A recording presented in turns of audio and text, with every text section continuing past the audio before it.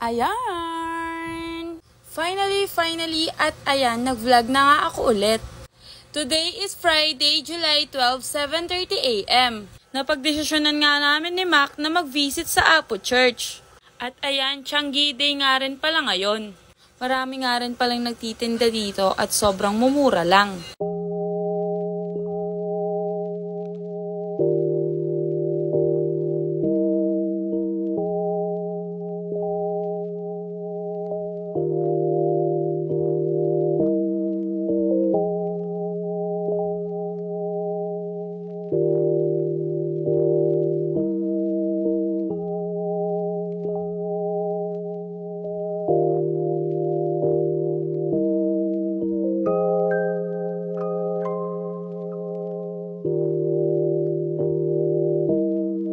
At ayan, kakalabas nga lang pala namin sa church. At syempre, hahanap kami ng pwedeng makain. Ang daming tao nga pala dito sa gilid. Panigurado, nagsimba sila at syempre, hindi mawawala yung pagtitingin nila ng pwede nilang mga bilhin. Ang mumura nga pala ng tinda dito. Meron nga rin palang bag na nagtitinda dito at syempre, malapit na ang pasukan. Etong si Mac, tumitingin ng mga cup, pero wala naman siya nagustuhan, kaya lumipat siya dito sa mga short at ayan na nga, nabudol na nga siya. Atoy ni, magal sala rin tao kay ni, at syempre, lawen miyo kung naning tindado.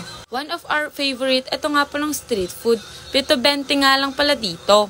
At dahil wala nga pala kaming cash at naubusan kami, nag-withdraw muna kami dito sa 7-Eleven. At ito na nga, sobrang init na at nakalimutan ko pa naman magdala ng payong. Nabudol nga pala ako dito kasi maraming bumibili. At ayun na nga, tapos na nga pala kami mamili dun sa gilid.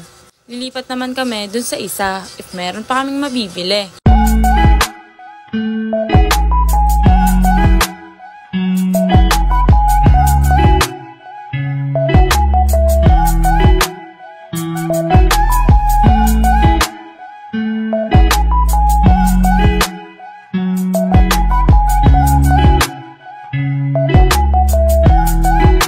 At nakita ko pa nga tong favorite ko na to kaya napabili naman ako.